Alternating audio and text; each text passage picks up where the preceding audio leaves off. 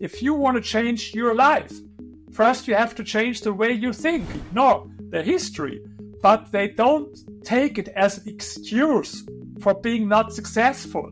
And I think this is the same with people as it is with nations. We live in a time of unparalleled global prosperity, yet globally 1 in 10 people still live in poverty. It need not be this way. The experience over recent decades, from Poland to Vietnam, shows that hundreds of millions more people can be lifted out of poverty. Through development aid, perhaps not, but rather through embracing markets development. Welcome back to the IEA podcast. My name is Matthew Lesh, and I'm the IEA's Director of Public Policy Communications. Each week, this podcast asks a tantalizing policy question. Today's question: how do nations escape poverty? To discuss, I'm very excited to be joined for the first time on the podcast by Rainer Zitelmann. He's the author, historian, sociologist, and management consultant. He's the author of several books, but perhaps most recently what we'll be talking about today is his recent book, How Nations Escape Poverty. Welcome to the podcast. Thank you for inviting me. Let's start with this broad question from your studies. What do you think are the key ingredients of escaping poverty? I think, first of all, it's important to understand how nations do not escape poverty, what is not the solution for poverty. Because a lot of people think that development aid is the key. They believe in what I call the zero-sum thinking, zero-sum belief. They believe that rich people are rich because they took away from the poor, and so they think also that poor nations are poor because rich nations took something away from them, and so the solution is, of course, they should give back something, and with development aid. And the first thing that I show in my book, based on a lot of scientific studies, that development aid does not help anything. In the best case, the result is nothing, but in a lot of cases, it's even worse than nothing, because it even hurts the countries that receive this development aid. So I think this is the first most important thing, that and to have it more in general, it's not possible to export something like whether it's democracy or whether it's the market economy. The United States, they tried very often to export democracy. Nation building. Yes, but in most cases, it did not work. It didn't work in Africa. It didn't work in a lot of Asian countries. And to have it in more general, you should compare Africa on the one hand and Asia on the other hand. Africa is still the poorest continent in the world by far. And something changed in some countries, but not so much. If you compare it with Asia, on the other hand, we have a lot of countries that escape poverty. China, for example, where in the beginning of the 80s, 88% of the population lived in extreme poverty. Today it's less than 1%. South Korea, that was one of the poorest countries in the world, poorer than all African countries, and now it's a wealthy nation. And so in Asia, we have some success stories. Later, we will talk about Vietnam. But in Africa received much, much more development aid than Asia. And so even if you compare only these two cases, Africa with a lot of development aid, it's nothing. I won't say, I don't want to say nothing changed, but not much. And Asia, on the other hand, where a lot of countries escape poverty, then you see, if you compare this, that development aid can't be the solution. You made a quite interesting point in that chapter in the book that stuck with me, which is that what drives a lot of the idea behind development aid is this sense that the world is zero sum, that we got rich because we took from other parts of the world, and we now have a responsibility to give back. And if you understand the world as a fixed pie that we're just slicing up in different ways, I guess that's true. But I suppose the great advantage of market systems and the great advantage of actually enabling economic growth is that everyone can get rich. It's not a contradiction in terms to say they can get richer in Asia, in Africa, whilst Europe and the US get richer as well. I mean, they might get richer a bit. The economic growth might be faster because they've got more to catch up on. It might be hard for them to get to exactly the same level straight away. But as long as you can get in place the right framework, institutional framework, I guess, it will grow. The zero-sum thinking, of course, is absolute nonsense. And I give only one example. I spoke about China. In the end of the 50s, 45 million people died in China as a result of the biggest socialist experiment in history, Mao Zedong, so-called Great Leap Forward. Even in 1981, I mentioned this number, 88% lived in extreme poverty. Today it's less than 1%. But at the same time, the number of billionaires increased.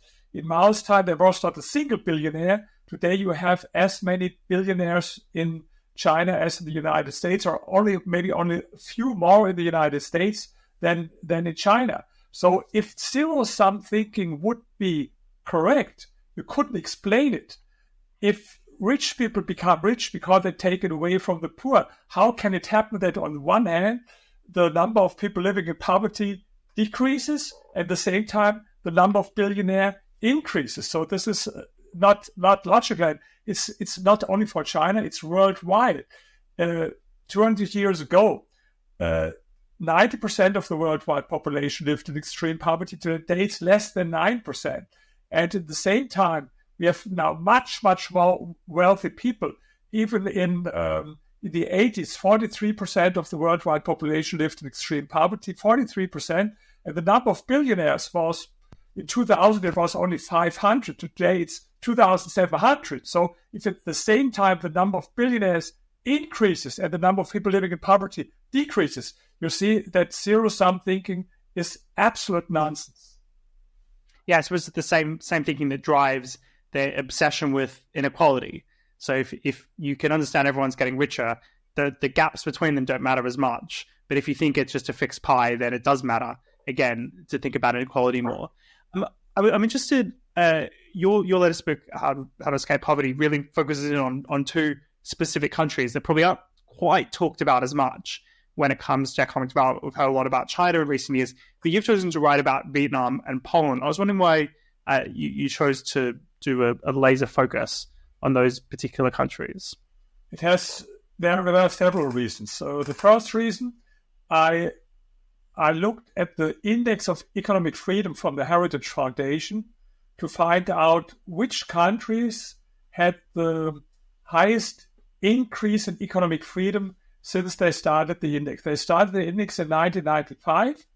And if you compare all these countries, these are about 180 countries.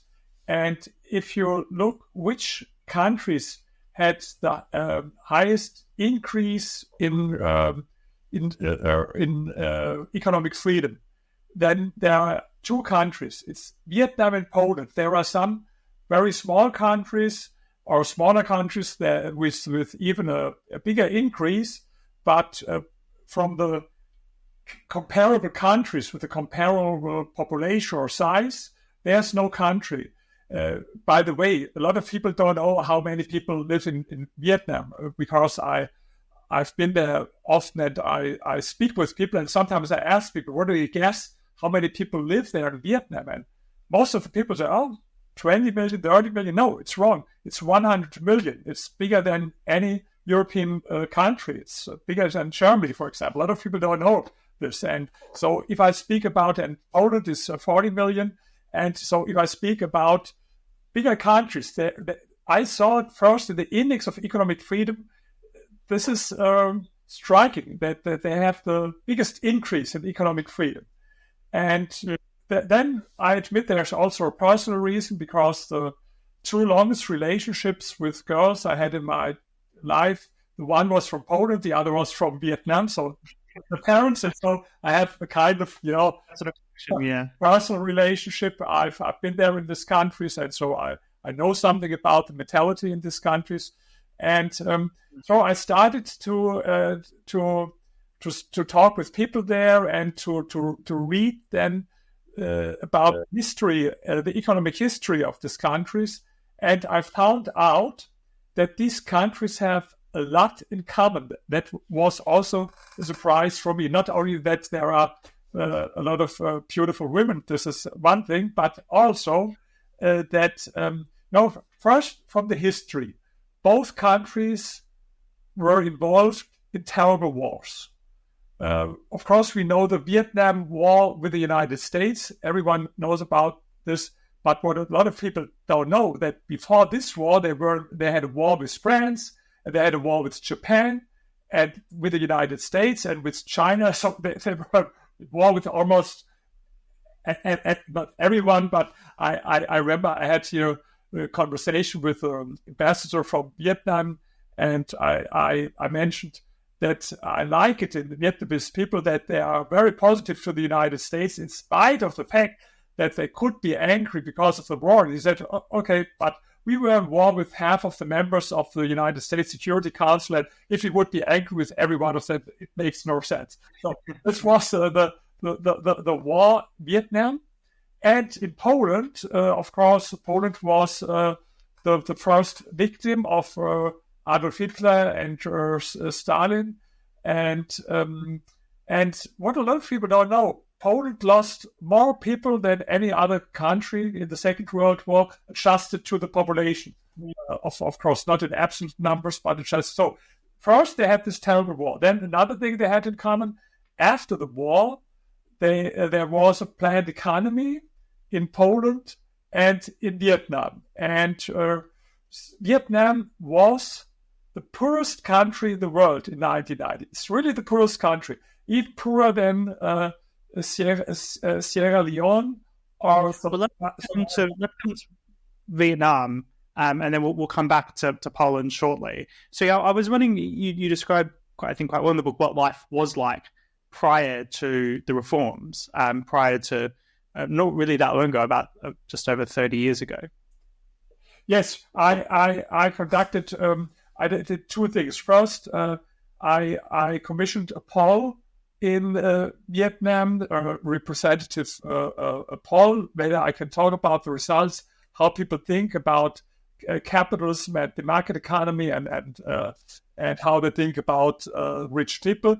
But the other thing, I had a couple of interviews, personal interviews about their daily life, and it was really, poverty meant something totally different than what we think when we think about poverty. They had not enough to eat. They had hunger. In a lot of cases, the money that they earned was only enough for maybe the first week for the month.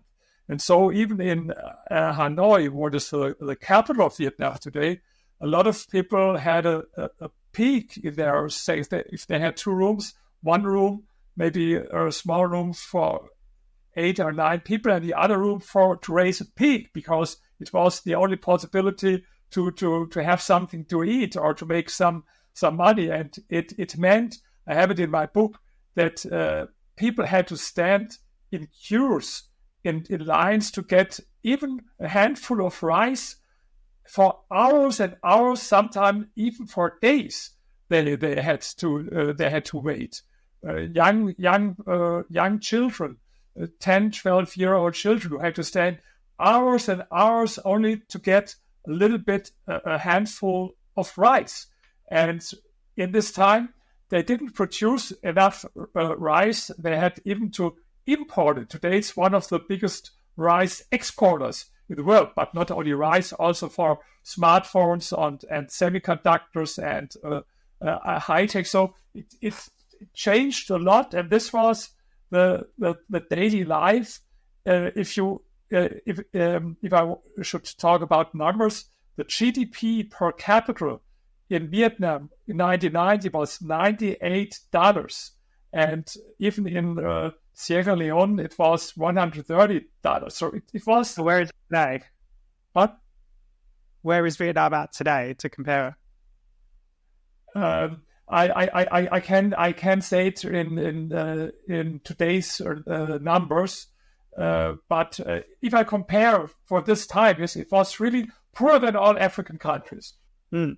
So how did Vietnam then go down the path of reform? It was quite a socialist country, and it wasn't directly controlled in the way the Soviet Union controlled Poland. It was pretty much able to control its own destiny. Why was there this instigation towards market reform? Of course, first they tried what they try in all socialist countries, to reform socialism, to make it work better. This is not only in Vietnam, but this happened in almost all socialist countries. Then when they saw that it does not work, they tried to make reforms, but inside the system. But they did not work. And then there was a party congress in 1986, and then they started with these reforms. They had a discussion inside the party. They were, as always, more conservative parts of the party, and the more the people who wanted to reform the system. And they had the majority then, and then they started the reforms. But what is very important to understand, the reforms started, or the changes started even before, as a grassroots movement from the peasants. You have to know, at this time, almost everyone was lived in rural areas that were peasants, and what they did after they won the war with this crazy collectivization, what they did before in the Soviet Union and in China, and it failed everywhere. There's not a single example from any country where it worked, and so of course did not work in Vietnam. And then something similar happened to China. In China, even before Deng Xiaoping's reforms, there started a grassroots movement from not from the top to top down, but a grassroots movement from peasants who started to take again their own land and to reverse this process of collectivization, and this worked. And what the party did in the first part with their reforms was mostly to legalize things that had happened anywhere. And this is very important. From a system where more or less people own the agriculture, own the land collectively, they farm, they're expected to farm, but they only get back a set amount. So if they work harder, if they produce more, they get no reward for it. Inevitably, the result is literally starvation, which is there's not enough food produced. And what you're describing here is just on the very local level, people chose and cooperated with each other, where they would let themselves basically keep what they produced and have a kind of very local market system. Absolutely. And by the way, it's important. In all socialist countries, the peasants were allowed to own maybe, for example, 5% of their land for themselves. But in most cases, 80% of the production was only this 5% of the land that they owned. And the other 20% in the 95% that was owned by the people as they told it. So what then? So it started off with this kind of liberalization of agriculture. What was next? What were the next elements of the reforms? So then they started with that they allowed private property, that it was possible then to build your own company. Before it was only allowed to have not more than 7 people who work for private owners. And then private property was allowed, and the next very important thing, they opened the economy for foreign investors. This was especially very important in Vietnam, and they understood that foreign investors are not their enemies, but that it will help them to open the economy. And they did it to about now over the years to a degree as no other country in this region. They have now more free trade agreements with other countries than every other country in South Asia. So they embraced foreign investors. They also started with privatization of some state-owned companies, but to be honest, there's a lot of things to do. There are still too many state-owned companies today in Vietnam. They have to do there much more. So what was the result of all this reforms? Where is Vietnam today economically? This is great. I think the most important thing is if you look for the number of people living in poverty. In 1990, 80% of the people in Vietnam lived in poverty. Today, it's less than 5%. I think this is the most amazing thing, from 80% to 5%. And wow. If you go there to Vietnam, you see a very entrepreneurial spirit. I think this is very important to understand what happened there. It's important to understand that they changed also their mindset. For example, how they see rich people, how they see the market economy. We had, I was invited to lectures at universities in Vietnam, and I was invited, for example, to the Foreign Trade University, and the topic of the workshop was, how can we improve the image of wealthy people? I'm invited to a lot of lectures at universities in Europe and in the United States, but no university invited me for a workshop, how can we improve the image of wealthy people? But this was what is important for them, though. They call themselves today a socialist country with a leading communist party, but I can guarantee you that it's much easier to find Marxists at a university in Europe or in the UK or the United States than in Vietnam. It's much easier. So let's have a bit of a chat about Poland now, and then we can come back and discuss some of the survey results that you found as well. So life in Poland, I suppose, almost comparable in some ways to life in Vietnam. I mean, certainly you kind of look quite closely at the issue of rationing and rationing cards and how long the farce of having to line up for days and days. Now, of course, Poland wasn't quite as poor as Vietnam, but nor was it a wealthy country by any stretch. No, absolutely. What a lot of people don't know, Poland was even poorer than the Ukraine at this time, and the GDP per capita was only half of the Czech Republic. So even if you compare them with other socialist countries, they were extreme poorer. And if you compare them with West Germany, they had only they earned only 10%, like $50 the month. And even if you'd correct it for purchasing power, people in Germany earned 3 times more this time. So it was one of the poorest countries in Europe, as you mentioned, of course, not as poor as Vietnam, but if you compare it with other European countries, it was really one of the poorest countries. And they started with the same thing as they did in Vietnam and a lot of other countries, with reforms inside the system to improve socialism, to implant some elements of the market economy inside the system.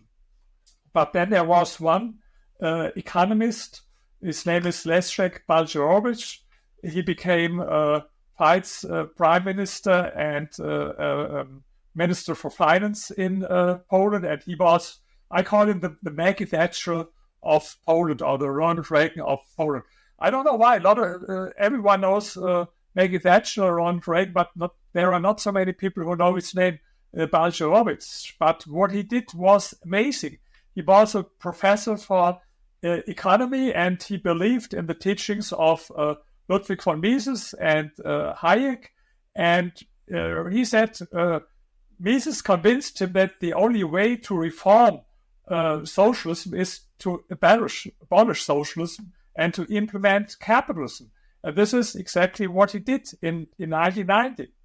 So in the Polish case, you describe it as quite rapid. I guess a critic might have said shock therapy. But you think that was kind of necessary, that it had to happen quickly, otherwise it might not have happened at all, even though in the years immediately after the end of socialism, there was a big economic decline in Poland. Overall, you think it was for the best? Yes, and I think the reason is the difference. Vietnam is still today a one-party system. It's not a democracy, but Poland, the difference between countries is that they had also the change in politics, that the workers' movement and the unions, that they abolished the so-called paradise for workers, as they called socialism, but it was workers who destroyed the system. But then there was a democracy, and in a democracy, it's in a way harder to implement these reforms, because what you have to understand, if you start with these free market reforms, first, for a year, 2 years, or maybe even for a longer period, things become worse. For example, the hidden unemployment becomes open unemployment. And they had a lot of companies went bankrupt because they were not longer competitive with other Western companies. And so, but if this happens, of course, in the same time, the media will write about, oh, it doesn't work. You see, his crazy ideas with capitalism. We have to go back to more government, and of course all the other parties, the opposition, will say, you see, it doesn't work. In Vietnam, they did not have this problem, so they could take a longer time. Of course, they had also, it's not so that in a party that is a one-party system, that they cannot ignore what people think and feel. But of course, it's a difference whether there's a free press and other parties, and so he had. This was, I think, the main reason why he had to do it in this fast way with this shock therapy, and even it took 2 years before the situation became better. But the good thing is that some things even improved earlier. For example, there was a headline in the newspaper one day that eggs become cheaper. This was, for example, news. So people saw, and what happened, of course, on the one hand, everything became much more expensive because they abolished the price controls. But on the other hand, now there were full shelves. Before there were only empty shelves. And even with money, you could buy, even with your money and with your ration cards, sometimes you could buy nothing. And so some things changed. And yes, this is a shock therapy. And I'm curious whether the strategy of Javier Milei now in Argentina will work the same way, because he tries it the same way. And I see some parallels between both, between Balcerowicz on the one hand and Javier Milei on the other hand.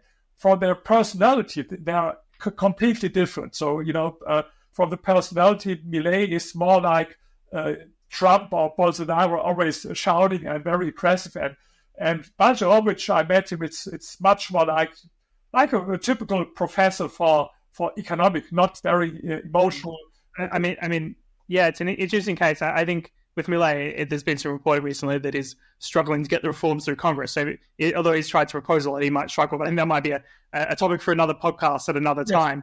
I mean, what I find quite fascinating about Poland, and actually I don't know whether you've seen this, it gets talked about quite a lot recently in the UK, because people make the point, including the leader of the Labour Party, Keir Starmer, recently, that Poland is growing so fast at such a good pace compared to the UK that it would be a big economy than the UK by 2030. Now, it's possible, of course, Poland won't keep growing at that pace and the UK could grow a bit faster. But it is quite striking there that over the last recent decades, Poland has really grown so aggressively. And it kind of struck me. So I unfortunately haven't been to Vietnam, but I have been to Poland several times. I was in Warsaw a couple of years ago.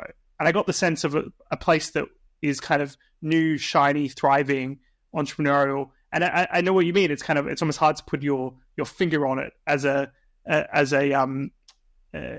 factual basis, but in terms of a sense you get from it, I think that part of that might be, and you've identified this in your polling, is just the attitude to entrepreneurialism, to people becoming rich, to capitalism, broadly speaking, is quite positive, not only in Poland and Vietnam, and much more positive in Poland and Vietnam than the likes of the UK or Germany. Yes, I commissioned two different polls. The first poll is about the image of the market economy and the image of capitalism.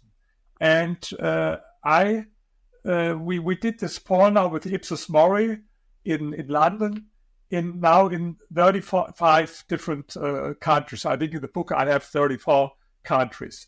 And we asked people what they think about the market economy and what they think about capitalism.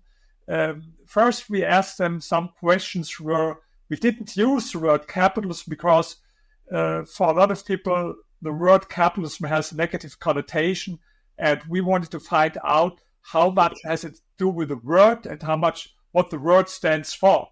But whether you use the word or not, Poland was the champion from all 35 countries. Now, the most pro-free market economy attitude and pro-capitalism was in Poland, even more than in the United States or South Korea or Japan. This was really amazing. And then we had another poll about the image of rich people.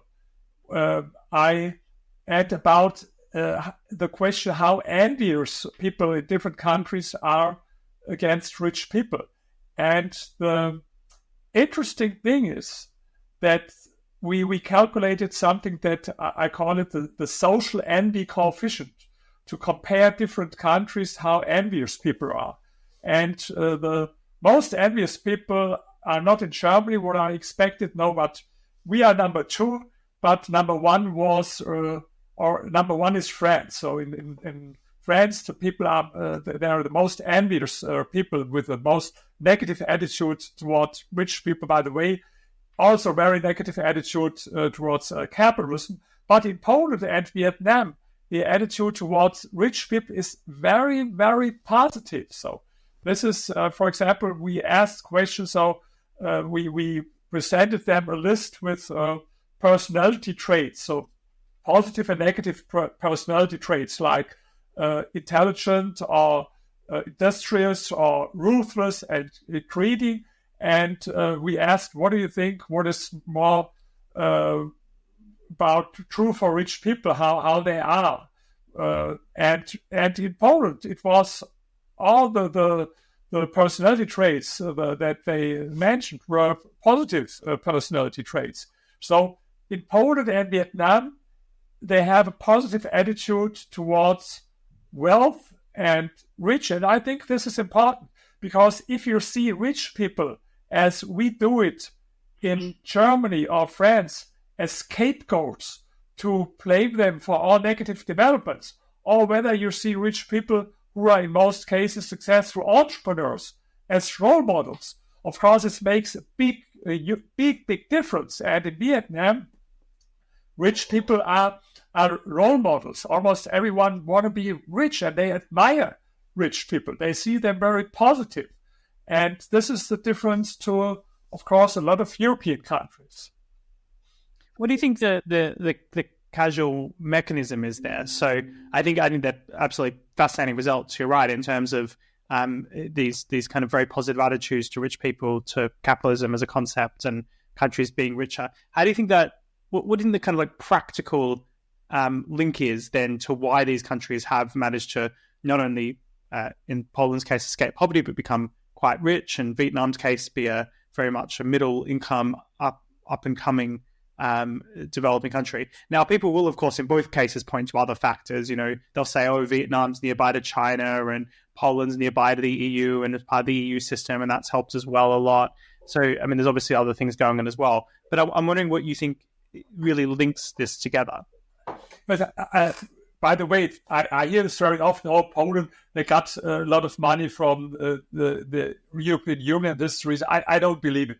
I think if there are a lot of examples in history, you can give as much money as you want to another country. If they don't have the right economic system and the right spirit, money helps nothing. Or if they have it, it can help something. But I think it's much overestimated. No, I think this mindset is very important.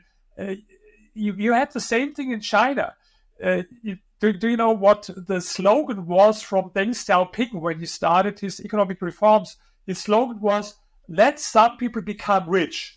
And he said, in the moment when you allow people to become rich and when you see it positive, then everything will change. And this is also what happens in Vietnam. By the way, what was also very, yes, and there are also cultural reasons.